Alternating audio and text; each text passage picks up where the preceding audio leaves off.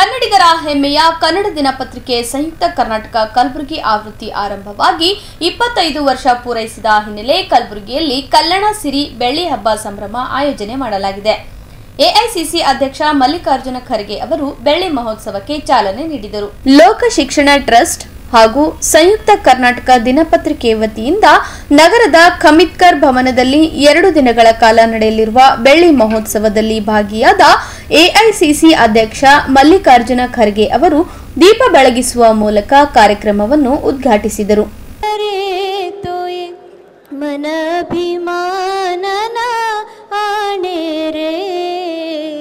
वैष्णव जन तो तेने कहिए जे पीड़ पराई जाने रे सकल लोकमा सहुने वंदे सकल लोकमा सहुने वंदे निंदान करे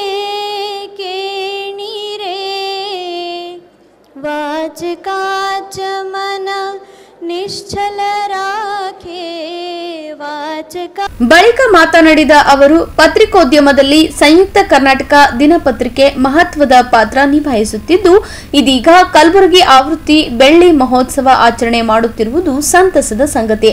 ಸಂಘ ಬಳಗ ಹೀಗೆ ಜನಪರ ಕಾರ್ಯದಲ್ಲಿ ಸದಾ ಮುಂಚೂಣಿಯಲ್ಲಿರಲಿ ಎಂದು ಶುಭ ಹಾರೈಸಿದರು. ಬಳಿಕ ಸಮಾರಂಭದ ದಿವ್ಯ ಸಾನ್ನಿಧ್ಯ ವಹಿಸಿಕೊಂಡಿದ್ದ ಶರಣಬಸವೇಶ್ವರ ವಿದ್ಯಾವರ್ಧಕ ಸಂಘದ ಚೇರ್ಪರ್ಸನ್ ಡಾಕ್ಟರ್ ದಾಕ್ಷಾಯಿಣಿ ಎಸ್ ಅಪ್ಪ ಅವರು ಸಂಯುಕ್ತ ಕರ್ನಾಟಕ ಬಳಗಕ್ಕೆ ಶುಭ ಕೋರಿದರು. ನಂತರ ಮಾತನಾಡಿದ ಮಾಜಿ ವಿಧಾನ ಪರಿಷತ್ ಸದಸ್ಯರಾದ ಯುಬಿ ವೆಂಕಟೇಶ್ ಅವರು ಸಂಯುಕ್ತ ಕರ್ನಾಟಕ ದಿನಪತ್ರಿಕೆ ನಡೆದು ಬಂದ ಹಾದಿ ಹಾಗೂ ಪತ್ರಿಕಾ ಸೇವೆಯನ್ನು ಮೆಲುಕು ಹಾಕಿದರು. ಮಂತ್ರಿಗಳೇ, ಬಿಆರ್ ಪಾಟೀಲ್ ಮಾಜಿ ಡೆಪ್ಟಿ ಚೇರ್ಮನ್ ಹಾಗೂ ಹಾಲಿ deputy chairman state planning commission ಮತ್ತು ಶ್ರೀಮಾನ್ ಹಿರಿಯರಾದ ಶ್ರೀಮಾನ್ ಕಾಂತ ಅವರೇ, ಡಾಕ್ಟರ್ ವಿಜಯಲಕ್ಷ್ಮಿ ದೇಶಮಾನ್ಯ ಅವರೇ, ಪದ್ಮಶ್ರೀ ಅವಾರ್ಡನ್ನು ಸಿಕ್ಕಿದೆ. ಇದು ಭಾಳ ಹೆಮ್ಮೆಯ ವಿಷಯ. ಒಂದು ಬಡ ಕುಟುಂಬದಿಂದ ಬಂದಂಥ ಮಹಿಳೆಗೆ ಸ್ವಂತ ಬಲದ ಮೇಲೆ ಅಭ್ಯಾಸವನ್ನು ಮಾಡಿ ಪದ್ಮಶ್ರೀ ಅವಾರ್ಡನ್ನು ತೆಗೆದುಕೊಂಡಂಥ ಮಹಿಳೆ ಅಂದರೆ ಡಾಕ್ಟರ್ ವಿಜಯಲಕ್ಷ್ಮಿ ದೇಶಮಾನ್ಯ ಅವರು. ಶ್ರೀಮತಿ ಮಾತೋಶ್ರೀ ದಾಕ್ಷಿಣ್ಯ ಅಪ್ಪ ಶರಣಬಸಪ್ಪ, ಚೇರ್ಪರ್ಸನ್ ಎಸ್ಬಿ ವಿದ್ಯಾವರ್ಧಕ ಸಂಘದ ಚೇರ್ಪರ್ಸನ್ ಅವರು ಮತ್ತು ಶಿಕ್ಷಣ ಕ್ಷೇತ್ರದಲ್ಲಿ ಸಾಕಷ್ಟು ಕೆಲಸವನ್ನು ನಿರ್ವಹಿಸ್ತಾ ಇದ್ದಾರೆ. ಶ್ರೀ ಅಶೋಕ್ ಹಾರ್ನಳ್ಳಿ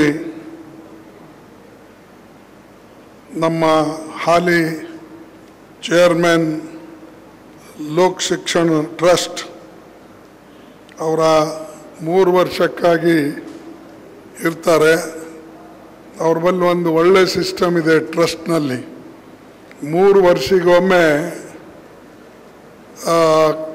ಈ ಟ್ರಸ್ಟಿನ ಅಧ್ಯಕ್ಷರುಗಳು ಬದಲಾವಣೆ ಆಗ್ತಾ ಇರ್ತಾರೆ. ನಂಬಲ್ಲಿ ನಂಗಿರೋದಿಲ್ಲ ಪರ್ಮನೆಂಟ್, ಒಬ್ಬರೇ ಒಂದು ಸಾರಿ ಆದರಂದರೆ ಅವ್ರಿಗೆ ತೆಗೆಯೋರು ಇಲ್ಲ, ಕೇಳೋರು ಇರಲ್ಲ. ಆದರೆ ಇಲ್ಲಿ ಇದು ಒಂದೇ ಸಂಯುಕ್ತ ಕರ್ನಾಟಕ ಪೇಪರ್ ಇದೆ.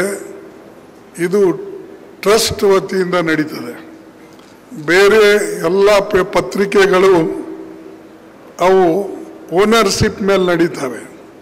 ಅಂದರೆ ಮಾಲೀಕತ್ವವನ್ನು ಒಬ್ಬ ವ್ಯಕ್ತಿ ಅಥವಾ ಒಂದು ಕುಟುಂಬದ ಸ್ವತ್ತಾಗಿರ್ತದೆ. ಆದರೆ ಇಲ್ಲಿ ಇದು ಸಾರ್ವಜನಿಕರ ಸ್ವತ್ತು ಮತ್ತು ಟ್ರಸ್ಟ್ಗಳ ಸದಸ್ಯರು ನಡೆಸ್ತಕ್ಕಂಥ ಸಂಯುಕ್ತ ಕರ್ನಾಟಕ ಇಡೀ ದೇಶದಲ್ಲೇ ಇದು ಒಂದು. ಬಹುಶಃ ಒಂದು 3 ಪತ್ರಿಕೆಗಳಿರ್ಬೋದು ಟ್ರಸ್ಟ್ನಲ್ಲಿ ನಡೀತಕ್ಕಂಥದ್ದು. ಒಂದು ಪಂಜಾಬ್ನಿಂದ ದಿಲ್ಲಿಯಿಂದ ಹೊರಡತಕ್ಕಂಥ ಇಂಗ್ಲಿಷ್ ಪೇಪರ್ ಯಾವುದದು, ಟ್ರಿಬ್ಯೂನ್, ಅವರು ಅದು ಟ್ರಸ್ಟ್ ನಡೆಸ್ತದೆ.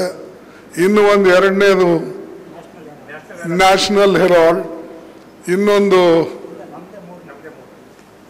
ಹೀಗೆ ಇದು ಸಂಯುಕ್ತ ಕರ್ನಾಟಕ. ಹೀಗೆ 3 ಟ್ರಸ್ಟ್ಗಳು ನಡೆಸ್ತಕ್ಕಂಥದ್ದು ಈ ಪತ್ರಿಕೆಗಳು. ಅದಕ್ಕಾಗಿ ನಾವು ಭಾಳ ಹೆಮ್ಮೆಯಿಂದ ಹೇಳ್ಬೋದು, ಇಂಥ ಟ್ರಸ್ಟ್ಗಳಿಂದ ನಡೆಸ್ತಕ್ಕಂಥ ಒಂದು ಪ್ರಜಾಪ್ರಭುತ್ವದ ತತ್ವದ ಮೇಲೆ ನಡೀತಕ್ಕಂಥ ಪತ್ರಿಕೆಗಳಿಗೆ ಪ್ರೋತ್ಸಾಹ ಜನರು ಕೊಡಬೇಕು ಅನ್ನತಕ್ಕಂಥದ್ದನ್ನು ನನ್ನ ಒಂದು ಮನವಿ. ಈ ಪತ್ರಿಕೆ ಸುಮಾರು 94 ವರ್ಷ ಇದಕ್ಕೆ ಹುಟ್ಟಿ ಆಯಿತು. ಇನ್ನೊಂದು 6 ವರ್ಷ ಆದರೆ 100 ವರ್ಷ ಆಗ್ತದೆ. ಮತ್ತು 100 ವರ್ಷ ಅಂದ್ರೆ ಏನು? ಅದಕ್ಕೆ ಇದು ಶತಮಾನೋತ್ಸವ ಅಂತ ಹೇಳಿ ಅಥವಾ 100 ವರ್ಷ ತುಂಬಿ ಇದನ್ನು ಮುಗಿಸ್ತಾರೆ. ಬಟ್ ಏನು ಅಂಥ ದೊಡ್ಡ ಇನ್ನೂ 100 ವರ್ಷ ಅಂದ್ರೆ ಅಲ್ಲ, ನನಗಿನ್ನ 17 ವರ್ಷ ದೊಡ್ಡದು. ನಂದು 83 ಈ ಜುಲೈಗೆ ಮುಗೀತದೆ. ಅಂದರೆ ಇನ್ನೂ ಭಾಳ ಆದರೆ ಇದು ಅದು ನನಗಿನ್ನ ಈ ಪತ್ರಿಕೆ ಹಿರಿಯೋದಂದರೆ 11 ವರ್ಷ. ಸೊ ನಮ್ಮ ದೊಡ್ಡಣ್ಣ ಅಂದ್ರೂ ಅಡ್ಡಿ ಇಲ್ಲ. ಮತ್ತು ಇದು ಈ ಪತ್ರಿಕೆಗೆ ನಾವು ಯಾವಾಗಲೂ ಚಿಕ್ಕಂದ್ರಲ್ಲಿ ರಿಸಲ್ಟ್ ನೋಡೋಕ್ಕೆ ಕಾಯ್ತಾ ಇದ್ದೇವೆ. ಯಾಕಂದ್ರೆ ನಾವೆಲ್ಲ Karnataka students, Karnataka university affiliated ಆದಂಥ ನಮ್ಮ ಇದು government art and science college ಮತ್ತು SB ಶರಣಬಸವೇಶ್ವರ ವಿದ್ಯಾಲಯ, ಇವು ಎಲ್ಲನೂ ಕೂಡ ಅಂದಿನ ಕರ್ನಾಟಕ ಧಾರವಾಡ ಯೂನಿವರ್ಸಿಟಿಗೆ ಸಂಬಂಧಪಟ್ಟ. ನಮ್ಮ ಎಕ್ಸಾಮಿನೇಷನ್ನು ಕೂಡ ನಾವು ಬಹುಶಃ ಫೈನಲ್ ಇಯರ್, ಸೆಕೆಂಡ್ ಇಯರ್ ಎಲ್ಲ ಅಲ್ಲೇ ಹೋಗಿ ಕೊಡ್ತಿದ್ದೇವೆ. ನಮ್ಮ ರಿಸಲ್ಟ್ ನಾವು ನೋಡಬೇಕಾದ್ರೆ ಸಂಯುಕ್ತ ಕರ್ನಾಟಕ ಪೇಪರ್ ಯಾವಾಗ ಬರ್ತದ ಅಂತ ಕಾಯ್ತಾ ಇದ್ದೆ. ಆದರೆ ಇದು ಬರ್ತಿತ್ತು ಸಾಯಂಕಾಲ 4 ಗಂಟೆಗೆ. ಯಾಕಂದರೆ ಇದು ಸುತ್ತ ಹಾಕ್ಕೊಂಡು ಮೀಟರ್ ಗೇಜಿಂದ ಇಲ್ಲಿ ಗುಂತಕಲ್ನಲ್ಲಿ ಬ್ರಾಡ್ ಗೇಜ್ಲಿಂದ ಇಲ್ಲಿ ಬರಬೇಕು. ಅಲ್ಲಿವರೆಗೆ ನಾವು ಅಲ್ಲಿ ಸ್ಟೇಷನ್ನಲ್ಲಿ ಇರ್ತಕ್ಕಂಥ ಅಕ್ಕಪಕ್ಕದ ಹೋಟೆಲ್ನಲ್ಲಿ ಕುಂತು ಒಂದು ಚಹಾ 1 ತಾಸು ಕುಡಿಯೋದು. ಯಾಕೆಂದರೆ ಆ ಪೇಪರ್ ಬರೋವರೆಗೆ ಟೀ ಕುಡ್ಕೋತ ಕೂಡೋದು, ಒಬ್ರದಾದ್ಮೇಲೆ ಒಬ್ಬರು ಟೀ ತರಿಸೋದು. ಆಮೇಲೆ ಆ ಪೇಪರ್ ಬಂದ ಮೇಲೆ ಎಲ್ಲರೂ ನೀ ಅಂಥೇಳಿ ಸ್ಟೇಷನ್ದಾಗ ಹೋಗಿ ತಂದು ನೋಡ್ತಿದ್ರು ನಂಬರ್ ನಮ್ದು ಎಲ್ಲಿದೆ ಅಂತ. ನೋಡಿದಾಗ ಭಾಳಷ್ಟು ಸಂತೋಷ ಆಗ್ತಿತ್ತು, ಖುಷಿ ಆಗ್ತಿತ್ತು. ಅಂದರೆ ಒಬ್ಬ ವ್ಯಕ್ತಿ ತನ್ನ ಭವಿಷ್ಯವನ್ನು ಕಾಣತಕ್ಕಂಥದ್ದು ಆ ಪತ್ರಿಕೆಯಲ್ಲಿ ವಿಶೇಷವಾಗಿ ಅಂದಿನ ಕಾಲದಲ್ಲಿ. ಯಾಕಂದರೆ ಬೇರೆ ಪತ್ರಿಕೆ ಇರಲಿಲ್ಲ. ಡೆಕ್ಕನ್ ಹೆರಾಲ್ಡ್, ಪ್ರಜಾವಾಣಿ ಇವನು ಕೂಡ ಭಾಳ ಲೇಟ್ ಬರ್ತೀವಿ. ಹೀಗಾಗಿ ನಮಗೆ ಸ್ವಲ್ಪ ಅವ್ರಕ್ಕಿಂತ ಮುಂಚೆ ಬರೋದು ಸಂಯುಕ್ತ ಕರ್ನಾಟಕ. ಆಮೇಲೆ ಸ್ಲೋಲಿ ಅದನ್ನು ಬೆಳಕೋತು ಬಂತು ಮತ್ತು ಈಗ ಸುಮಾರು 94 ವರ್ಷ ತುಂಬಿ ಒಳ್ಳೆ ರೀತಿಯಿಂದ ನಡೆದಿದೆ. ವಿಶೇಷವಾಗಿ ಇದು 25 ವರ್ಷದ ಹಿಂದೆ ಸ್ವಲ್ಪ ಜನ ಹೇಳಕ್ಕೆ ತಿರ್ಚಿ ಮುರ್ಚಿ ಹೇಳಿಬಿಡ್ತಾರೆ. ಇದೇ ನಮಗೆ ಬಂದಿದ್ದು ತಾಪತ್ರೆ, ಇದೇ ಬಂದಿದ್ದು ನನಗೆ ಆರ್ಟಿಕಲ್ 371J. ನಾನು ಇಂಡಸ್ಟ್ರಿ ಮಿನಿಸ್ಟರ್ ಇದ್ದೆ. ಆವಾಗ ನಮ್ಮ ಇವರು ಅಂದಿನ ಎಡಿಟರ್, ನಮ್ಮ ಅಧ್ಯಕ್ಷ ಶ್ಯಾಮರಾವ್ ಸೆಕ್ರೆಟರಿ ಇದ್ರಲ್ಲ, ಅವರು ನನಗೆ ಒಂದು ದಿವಸ ಭೇಟಿ ಆದರು. ನಾನು ಹೇಳಿದೆ, ಎಲ್ಲ ನಿಮ್ಮ ನ್ಯೂಸ್ ಪೇಪರ್ ಭಾಳ ಲೇಟಾಗಿ ಬರ್ತದೆ, ಕನಿಷ್ಠ ಒಂದು 2 ಎಡಿಷನ್ ನೀವು ಹೆಚ್ಚಿಗೆ ಮಾಡಿ, ಒಂದು ಗುಲ್ಬರ್ಗ, ಇನ್ನೊಂದು ದಾವಣಗೆರೆ. ಆಮೇಲೆ ಯಾಕಂದರೆ ಶಿವಶಂಕರಪ್ಪನೂ ಅಲ್ಲೇ ನನ್ನ ಹತ್ರ ನಿಂತಿದ್ದ, ನಂದು ದಾವಣಗೆರೆಗೆ ಒಂದು ಮಾಡಿ, ಗುಲ್ಬರ್ಗಕ್ಕೆ ಒಂದು ಮಾಡಿ ಅಂತ. ಜಾಗ ಕೊಡಿಸಿ ನಾವು ಮಾಡ್ತೇವೆ, ರೆಂಟ್ ಯಾರು ಕೊಡಬೇಕು, ನಿಮ್ಮ ಕಡೆ ಜನ ಓದೋದೇ ಕಮ್ಮಿ ಅಂತಂದರು. ಅವೆಲ್ಲ ಇಂಡಸ್ಟ್ರಿ ಮಿನಿಸ್ಟರ್ ಇದ್ದ ಕಾರಣ ಇಲ್ಲಿ ಹುಮ್ನಾಬಾದ್ ರೋಡಿಗೆ ಶೆಡ್ಗಳು ಖಾಲಿ ಬಿದ್ದೆವು, ಯಾರೂ ತಗೊಳ್ತಾನೆ ಇರಲಿಲ್ಲ. ಆವಾಗ ನಾ ಯೋಚನೆ ಮಾಡಿದೆ, ಡೆಪ್ಟಿ ಕಮಿಷನರ್ ಕರೆಸಿ ನಾ ಹೇಳಿದೆ, ಇವರಿಗೆ ಒಂದು 2-3 ಶೆಡ್ ಬೇಕಂತೆ ಪೇಪರ್ ನಡ್ಸೋಕ್ಕೆ, ನೀವು ಅದೇ ರೇಟ್ ಮೇಲೆ ಕೊಡಿ, ನಾನು ಬೇಕಾದ್ರೆ ಮುಂದೆ ಕ್ಯಾಬಿನೆಟ್ನಲ್ಲಿ ಅದು ರೇಟನ್ನು ಕಡಿಮೆ ಮಾಡಿಸ್ತೀನಿ. ತಕ್ಷಣ ಅವರು ಒಪ್ಕೊಂಡ್ರು. ಅದು ಅರ್ಧ ರೇಟ್ ಮೇಲೆ ಆ 3 ಶೆಡ್ಡನ್ನು ಇವ್ರಿಗೆ ಕೊಟ್ಟರು. ಆ ಕೊಟ್ಟ ಮೇಲೆ ಪ್ರಾರಂಭ ಆಗಿದ್ದು ಆ ಶೆಡ್ನಲ್ಲಿ. ಲೀಡರ್ಸ್ ಎಲ್ಲ ಬಂದಿದ್ದು ಉದ್ಘಾಟನೆಗೆ. ಎಲ್ಲ ಲೀಡರ್ಸ್ ಏನು ಫೋಟೋ ನೀವು ಹೇಳಿದಿರಲ್ಲ, ಅವರು ತಯಾರಾದ ಮೇಲೆ ಉದ್ಘಾಟನೆ ಆಗುವಾಗ ಎಲ್ಲರನ್ನ ನಾವು ಕರೆಸಿದ್ದೇವೆ. ನಾ ಯಾಕೆ ಈ ಮಾತು ಹೇಳ್ತೀನಿ ಅಂದರೆ, ಇತಿಹಾಸನ ನೆನಪಿಟ್ಟುಕೊಂಡು ನೀವು ಹೋದರೆ ಅದು ಸರಿಯಾಗಿರ್ತದೆ. ಇದೇ ರೀತಿಯಾಗಿ ನಾನು ನೋಡ್ತಾ ಇದ್ದೀನಿ, ಭಾಳಷ್ಟು ಇತಿಹಾಸ ತಿರ್ಚಿ ಮುರ್ಚಿ ಅನೇಕ ಕಡೆ ಹೇಳ್ತಾರೆ. ನೀವೆಲ್ಲರಿಗೂ ಖುಷಿ ಪಡಿಸೋಕ್ಕಾಗೋದಿಲ್ಲ. ಯಾರು ಮಾಡ್ತಾರೋ ಅವ್ರದ್ದು ಹೇಳಿದ್ರೆ, ಈ ಬೇರೆಯವ್ರದ್ದು ನಾವು ಹೆಸರು ತಗೊಳ್ಳಿಲ್ಲ ಅಂದ್ರೆ ಏನಂತಾರೋ, ಇವ್ರದ್ದು ಅರೆ ಯಾರು ಮಾಡಿದ್ದಾರೆ ಅವ್ರ ಹೆಸರು ನೀವು ಹೇಳಲೇಬೇಕು. ಅದಕ್ಕಾಗಿ ಇದನ್ನು ನಾನು ಸ್ಪಷ್ಟವಾಗಿ ಹೇಳ್ತೇನೆ, ನಮಗೆ ನ್ಯೂಸ್ ಬೇಕು, ನಮಗೆ ಎಲ್ಲರಿಗಿನ್ನ ಮೊದಲೇ ಪೇಪರ್ ಬೇಕು. ಆ ಪೇಪರ್ ನಮಗೆ ಬೇಕಾಗಿದ್ದಕ್ಕಾಗಿ ನಮ್ಮ ಈ ಜನರಿಗೆ ಮೊದಲು ತಲುಪಬೇಕು ಅನ್ನತಕ್ಕಂಥ ದೃಷ್ಟಿಯಿಂದ ಅಂದಿನ ಕಾಲದಲ್ಲಿ ಇದನ್ನು 25 ವರ್ಷದ ಹಿಂದೆ ನಾವು ಇದಕ್ಕೆ ಸಹಾಯ ಮಾಡಿದ್ದು, ಮತ್ತು ಇವರು ಅದನ್ನು ಚೆನ್ನಾಗಿ ನಡೆಸಿದರು ಮತ್ತು ಒಳ್ಳೆ ರೀತಿಯಿಂದ ಇವತ್ತು ಹೆಸರಿದೆ. ಮತ್ತು ಈ ಭಾಗದ ಉತ್ತರ ಕರ್ನಾಟಕದಲ್ಲಿ ಸಂಯುಕ್ತ ಕರ್ನಾಟಕ ಭಾಳ ಒಳ್ಳೆಯ ರೀತಿಯಿಂದ ನಡೀತಾ ಇದೆ. ಅದಕ್ಕೆ ನಡೆಸ್ಕೊಂಡು ಹೋಗಬೇಕು ಅಂಥೇಳಿ ಒಂದು. ಎರಡನೇದು, ಯಾವುದೇ ಪತ್ರಿಕೆ ಆಗಲಿ ಆ ಪತ್ರಿಕೆ ಸತ್ಯಾಂಶವನ್ನು ಬರಿಬೇಕು.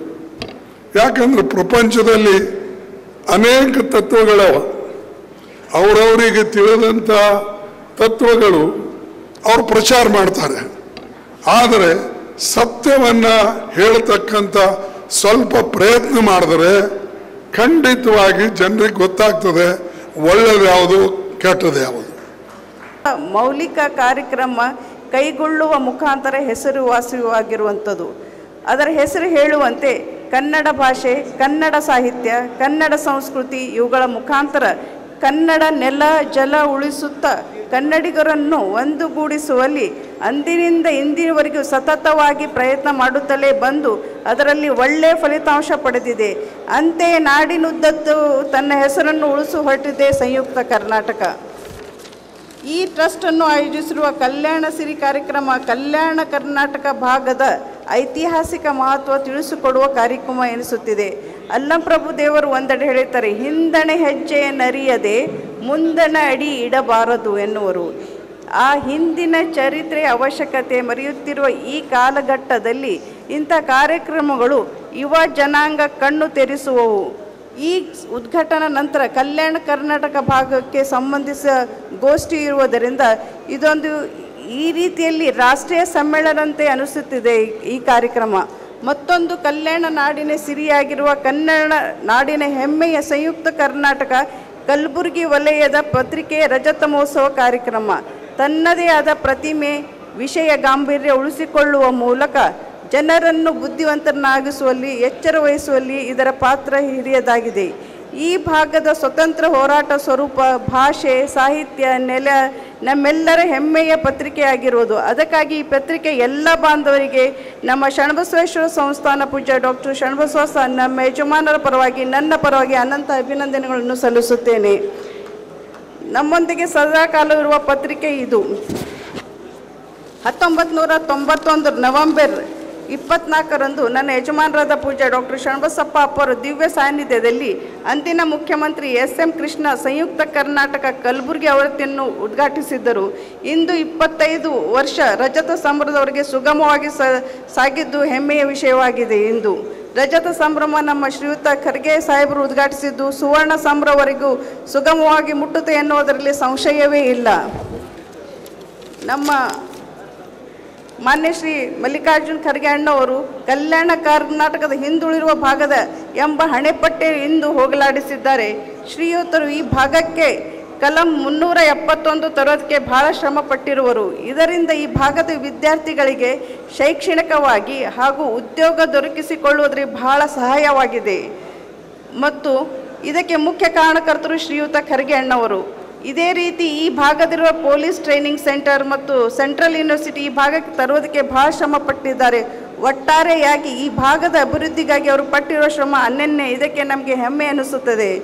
ಈ ನೆಲದಲ್ಲಿ ಇಂದು ತಮ್ಮೆಲ್ಲರಿಗೂ ಸೇವೆಗೊಯ್ಯಿತು ESI ಹಾಸ್ಪಿಟಲ್ ತೆಗೆಯಲು ಪ್ರಬಲ ಕಾರಣಕರ್ತರು ಕಲ್ಯಾಣ ಕರ್ನಾಟಕ ನಕ್ಷೆಯನ್ನು ಬದಲಿಸಿ ಮಹಾನ್ ವ್ಯಕ್ತಿಯ ಕೈಯಿಂದ ಈ ಕಾರ್ಯಕ್ರಮ ಉದ್ಘಾಟಿಸಿ ರಜತ ಸಂಭ್ರಮದಿಂದ ಸುವರ್ಣ ಸಂಭ್ರಮದಲ್ಲಿ ಚೈತನ್ಯ ಇರುವುದು ಇದು ಗೌರವ ವಿಷಯ.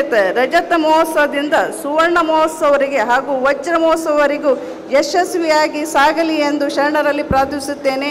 ಅವರಿಗೆ ಪ್ರೋತ್ಸಾಹಿಸಿ ಮತ್ತು ಅವರ ವಜ್ರ ಮಹೋತ್ಸವರಿಗೆ ಸುಗಮವಾಗಲಿ ಸಾಗಲಿ ಎಂದು ಅವರಿಗೆಲ್ಲರಿಗೂ ಒಂದು ಜೋರಾದ ಚಪ್ಪಾಳೆ ತರಿಸಿ ಅವರಿಗೆ ಪ್ರೋತ್ಸಾಹಿಸಬೇಕಂತ ಹೇಳಿ ನಾನು 2 ಮಾತುಗಳನ್ನು ಮುಗಿಸುತ್ತೇನೆ. ಧನ್ಯವಾದಗಳು.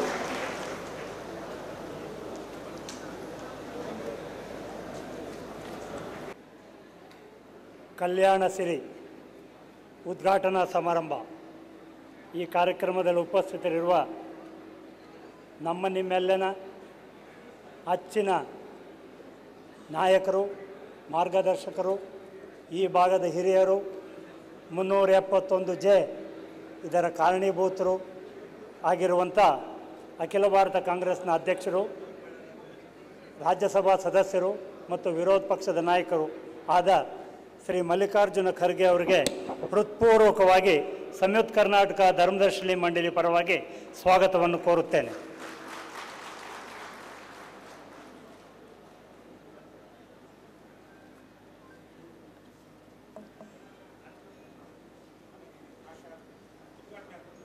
ಉದ್ಘಾಟನೆ ಆದಮೇಲೆ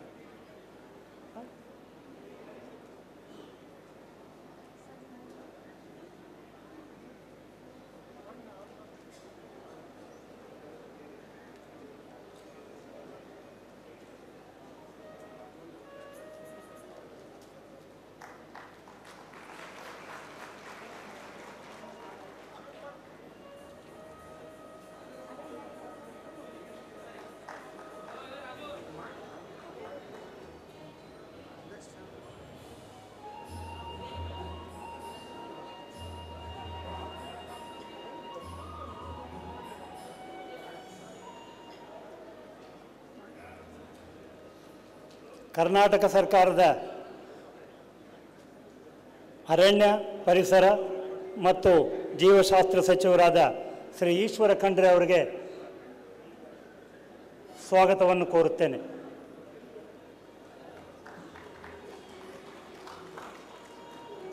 ಡಿ.ಆರ್. ಪಾಟೀಲ್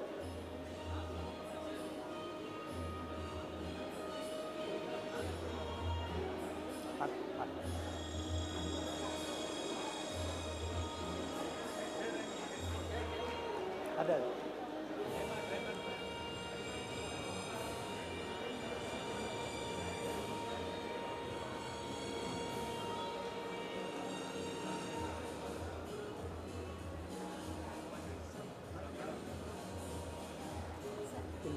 ಮಾತೃಶ್ರೀ ಅವರು ಹಾರ ಹಾಕಬೇಕು. ಇವತ್ತಿನ ಈ ಕಾರ್ಯಕ್ರಮದ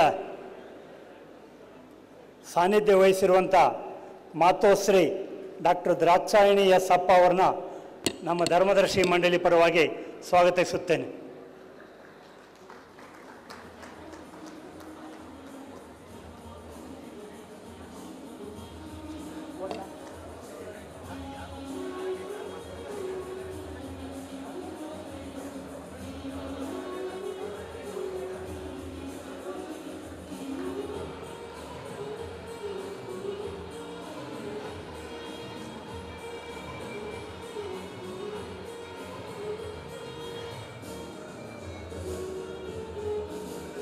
ಈ ಕಾರ್ಯಕ್ರಮದ ಮುಖ್ಯ ಅತಿಥಿಗಳಾಗಿ ಆಗಮಿಸಿರುವಂಥ ಇದೇ ಭಾಗದ ಪ್ರಸಿದ್ಧ ರಾಜಕೀಯ ನಾಯಕರು, ನಿಮ್ಮೆಲ್ಲರ ಆತ್ಮೀಯರು ಆದಂಥ ಶ್ರೀ ಶರಣ್ ಪ್ರಕಾಶ್ ಪಾಟೀಲ್ ಅವರಿಗೆ ನಮ್ಮ ಧರ್ಮದರ್ಶಿನಿ ಮಂಡಳಿ ಪರವಾಗಿ ಸ್ವಾಗತವನ್ನು ಕೋರುತ್ತೇನೆ. ಮಾಬಲ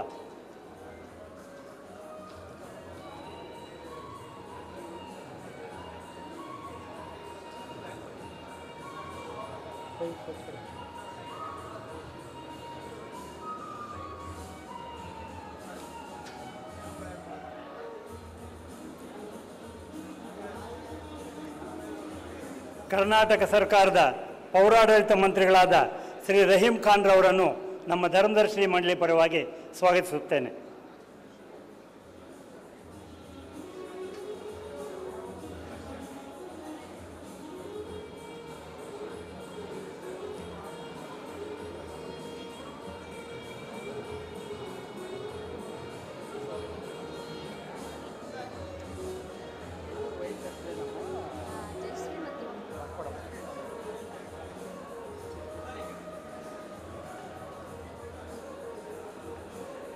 ಕರ್ನಾಟಕ ಸರ್ಕಾರದ ರಾಜ್ಯ ಯೋಜನಾ ಆಯೋಗದ ಉಪಾಧ್ಯಕ್ಷರು ಮತ್ತು ಶಾಸಕರಾದ ಶ್ರೀ BR ಪಾಟೀಲ್ ಅವರನ್ನು ಈ ಕಾರ್ಯಕ್ರಮದಲ್ಲಿ ನಾನು ಸ್ವಾಗತ ಬಯಸುತ್ತೇನೆ.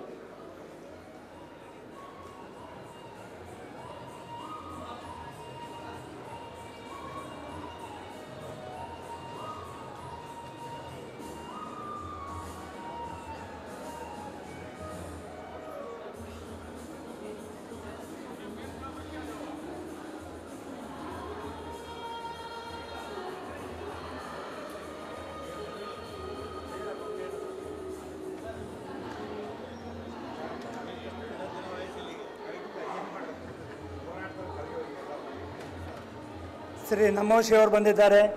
ವಿಧಾನ ಪರಿಷತ್ ಸದಸ್ಯರು, HKE ಅಧ್ಯಕ್ಷರು, ಅವ್ರನ್ನ ನಮ್ಮ ಧರ್ಮದರ್ಶಿಗಳ ಮಂಡಳಿ ಪರವಾಗಿ ಸ್ವಾಗತಿಸುತ್ತೇನೆ.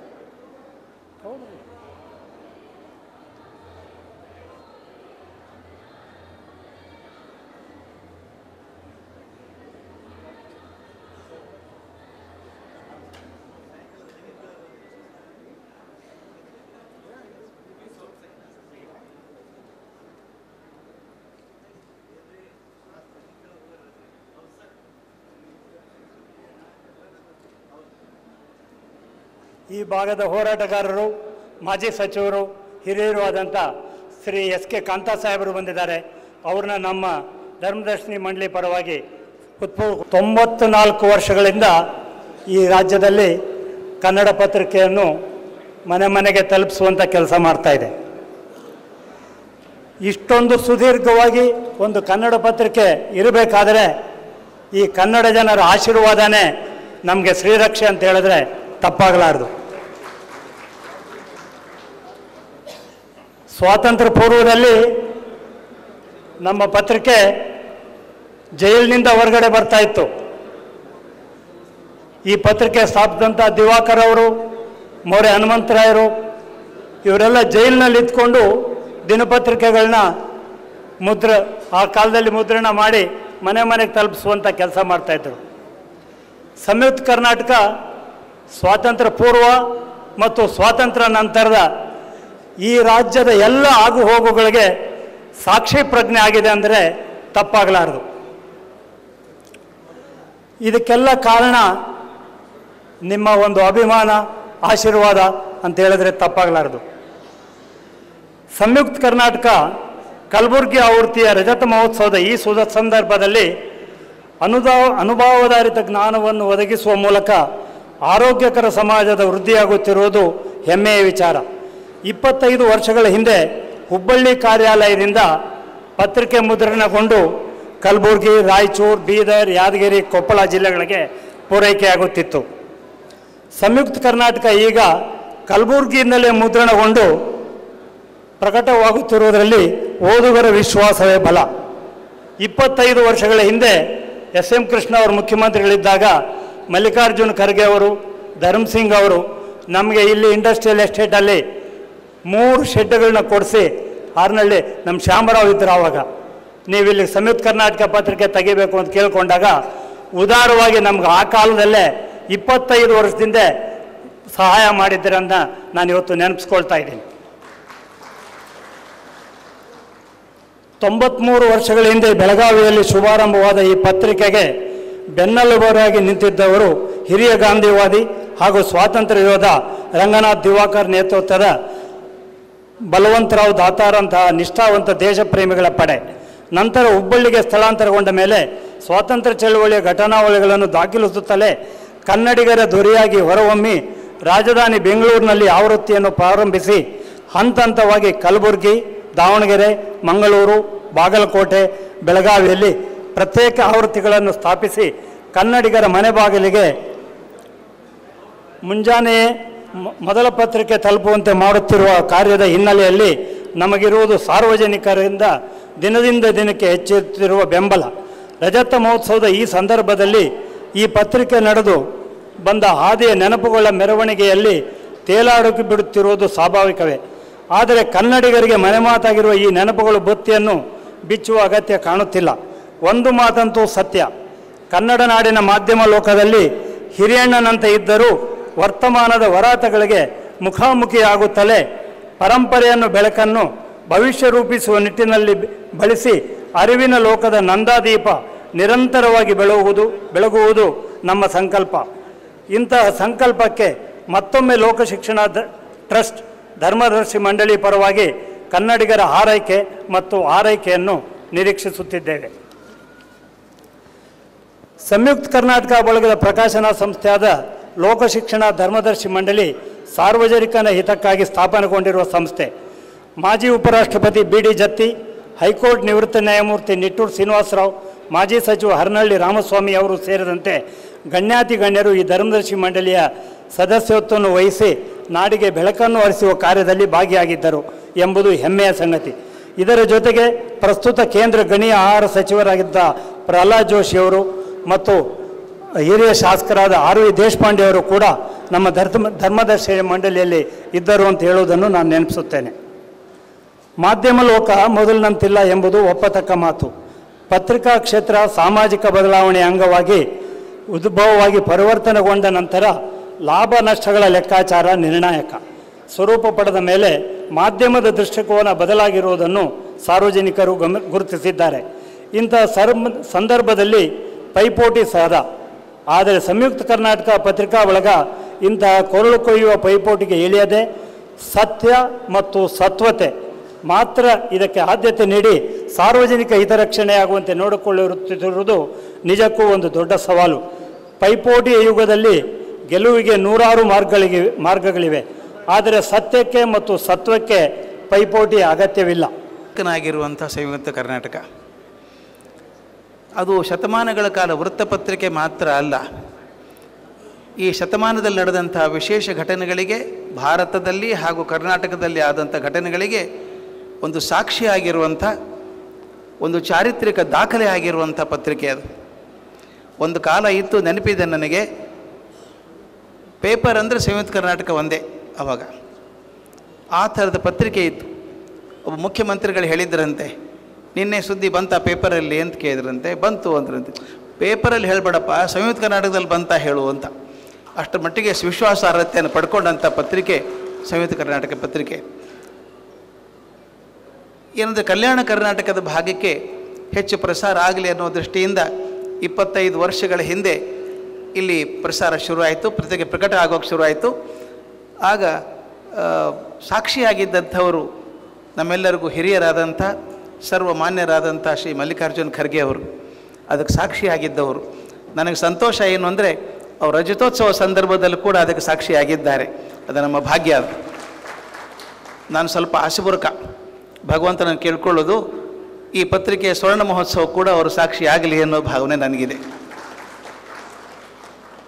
ಪತ್ರಿಕೆ ಅನ್ನೋದು, ವೃತ್ತಪತ್ರಿಕೆ ಅನ್ನುವಂಥದ್ದು ಬರೀ ಸುದ್ದಿ ಹಂಚುವಂಥ ಕಾಗದ ಅಲ್ಲ. ಅದು 3 ಕೆಲಸವನ್ನು ಮಾಡುತ್ತೆ. ಮೊದಲನೇದ್ದು ಮನೋರಂಜನೆ. ಕೆಲವು ಕಾಲಮ್ ಇರ್ತದೆ ಮನೋರಂಜನೆಗಾಗಿಯೇ ಇರ್ತದೆ. ಸಿನಿಮಾ ಇರ್ಬೋದು, ಮತ್ತೊಂದು ವಿಷಯ ಇರ್ಬೋದು, ತಮಾಷೆ ಘಟನೆಗಳಿರ್ಬೋದು, ತಮಾಷೆ ಅಂಕಣಗಳಿರ್ಬೋದು, ಮನೋರಂಜನೆ ಕೊಡುವಂಥದ್ದು. ಅದು ಮೊದಲನೇ ಹಂತ. ಎರಡನೇ ಹಂತ ಜೀವನ ದರ್ಶನ ಅಂತ. ಮನುಷ್ಯ ಸ್ವಭಾವದ ಏರು ಮೇಲಾಟಗಳನ್ನು ಚೆನ್ನಾಗಿ ಘಟನೆಗಳ ಮೂಲಕ ದಾಖಲಿಸೋದಿದೆಯಲ್ಲ. ಪ್ರಪಂಚದಲ್ಲಿ ಹೀಗಾಯಿತು ಅಂತ ಹೇಳೋದು, ಆ ದೇಶದಲ್ಲಿ ಹೀಗಾಯಿತು, ನಮ್ಮ ಊರಲ್ಲಿ ಹೀಗಾಯಿತು ಅಂತ ಹೇಳಿ ಹೇಳಿ ಜನರ ಹೃದಯವನ್ನು ತಟ್ಟುವಂಥ ಕೆಲಸ ಜೀವನ ದರ್ಶನದ ಕೆಲಸ. ಅದು ನನಗೆ ಗೊತ್ತಿದೆ. ಎಷ್ಟೋ ಅಂಕಣಗಳನ್ನು ಓದಿ ಜೀವನವನ್ನು ಬದಲಾಯಿಸಿಕೊಂಡವರಿದ್ದಾರೆ ಕೆಲವರು. ಇನ್ನು ಮೂರನೇದ್ದು, ಈ ಮೊದಲನೇದು ಎರಡಿದ್ದರೆ ಸಾಧಾರಣ ಪತ್ರಿಕೆ ಆಗತ್ತೆ. ಮೂರನೇದ್ದು ನನಗೆ ಭಾಳ ಮುಖ್ಯವಾಗಿ ಹೇಳೋದು ಅಂದರೆ ಜೀವೋತ್ಕರ್ಷ ಅಂತ. ನನ್ನ ಜೀವದ ಉತ್ಕರ್ಷಕ್ಕೆ ಏನಾದರೂ ಸಿಗತ್ತಾ ಅದರೊಳಗೆ ಅಂತ. ಅದನ್ನು ಓದಿದಾಗ ಹೌದಲ್ಲ, ನಾನು ಹೀಗೆ ಬದುಕಬೇಕಲ್ಲ, ನನಗೂ ಹೀಗೆ ಮಾರ್ಗದರ್ಶಿ ಆಯ್ತಲ್ಲ ಇದು ಅಂತ ಹೇಳಿ ನನ್ನ ಜೀವನವನ್ನು ಒಳ್ಳೆಯ ಪಥಕ್ಕೆ ತಿರುಗಿಸುವಂಥ ಕೆಲವು ಘಟನೆಗಳನ್ನು ಬರೆಯೋದಿದೆಯಲ್ಲ, ಅದು ಜೀವೋತ್ಕರ್ಷ ಅಂತ ಕರಿತೇನೆ. ಹಾಗೆ ಮನರಂಜನೆ, ಜೀವನ ದರ್ಶನ ಹಾಗೂ ಜೀವೋತ್ಕರ್ಷ ಮೂರನ್ನು ಮಾಡುವಂಥ ಪತ್ರಿಕೆ ಶ್ರೇಷ್ಠ ಪತ್ರಿಕೆ ಆಗಿರ್ತದೆ. ಭಾಳ ವರ್ಷ ಬದುಕತ್ತೆ. ಪತ್ರಿಕೆ ಶುರು ಮಾಡೋದು ಒಂದು ಸಾಧನದ ಉತ್ಸಾಹ. ಆ ಪತ್ರಿಕೆಯನ್ನು 10-20 ವರ್ಷ ನಡೆಸ್ಕೊಂಡು ಹೋಗೋದು ಸಾಧನೆ. ಆದರೆ 100 ವರ್ಷಗಳು ನಡೆಸ್ಕೊಂಡು ಬರೋದಿದೆಯಲ್ಲ, ಅದೊಂದು ಗಟ್ಟಿಯಾದ ವೃತ ಇದ್ದ ಹಾಗೆ. ಆ ವೃತವನ್ನು ನಡೆಸ್ಕೊಂಡು ಬಂದಂಥದ್ದು. ತಮಗೇನೊಂದು ವಿಷಯ ಹೇಳಬೇಕು. ಸಂಯುಕ್ತ ಕರ್ನಾಟಕ ಪತ್ರಿಕೆ ಇಡೀ ಭಾರತದಲ್ಲಿ 1-2 ಪತ್ರಿಕೆಗಳು ಮಾತ್ರ ಧರ್ಮದರ್ಶಿಗಳ ಮೂಲಕ ನಡೆಯುವಂಥವು. ಉಳಿದೆಲ್ಲ ಯಜಮಾನಿಕೆ ಇರುವಂಥ ಪತ್ರಿಕೆಗಳಾದರೆ ಇದೊಂದು ಮಾತ್ರ ಕನ್ನಡದಲ್ಲಿ ಟ್ರಸ್ಟ್ ಮೂಲಕ ನಡೆಯುವಂಥದ್ದು. ನಾನು ಬಾಲಕನಾಗಿದ್ದಾಗ ಸಮಾರಂಭದಲ್ಲಿ ಅನೇಕ ಸಾಧಕರಿಗೆ ಸಂಯುಕ್ತ ಕರ್ನಾಟಕ ದಿನಪತ್ರಿಕೆ ಬಳಗದ ವತಿಯಿಂದ ಸನ್ಮಾನಿಸಿ ಗೌರವಿಸಲಾಯಿತು. ಇದೇ ವೇಳೆ ಸಮಾರಂಭದಲ್ಲಿ ಸ್ಥಾಪಿಸಲಾದ ಮಳಿಗೆಗಳಿಗೆ ಗಣ್ಯರು ಚಾಲನೆ ನೀಡಿದರು. ಸಮಾರಂಭದ ಅಧ್ಯಕ್ಷತೆಯನ್ನು ಲೋಕಶಿಕ್ಷಣ ಟ್ರಸ್ಟ್ನ ಅಧ್ಯಕ್ಷರಾದ ಅಶೋಕ್ ಹಾರನಹಳ್ಳಿ, ಸಚಿವರಾದ ಈಶ್ವರ್ ಖಂಡ್ರೆ, ರಹೀಂ ಖಾನ್, ಶಾಸಕ ಬಿಆರ್ ಪಾಟೀಲ್, ಎಂಎಲ್ಸಿ ತಿಪ್ಪಣ್ಣಪ್ಪ ಕಮಕ್ನೂರ್, ಜಗದೇವ್ ಗುತ್ತೇದಾರ್, ಧರ್ಮದರ್ಶಿಗಳಾದ ಡಾಕ್ಟರ್ ಗುರುರಾಜ್ ಕರ್ಜಗಿ, ಕೇಶವ್ ದೇಸಾಯಿ, ಡಿಆರ್ ಪಾಟೀಲ್, ಸಂಯುಕ್ತ ಕರ್ನಾಟಕ ದಿನಪತ್ರಿಕೆ ಸ್ಥಾನಿಕ ಸಂಪಾದಕರಾದ ಸುಭಾಷ್ ಬಣಗಾರ್ ಸೇರಿದಂತೆ ಸಂಯುಕ್ತ ಕರ್ನಾಟಕ ಪತ್ರಿಕೆಯ ಅನೇಕ ಪತ್ರಕರ್ತರು ಕಾರ್ಯಕ್ರಮದಲ್ಲಿ ಉಪಸ್ಥಿತರಿದ್ದರು.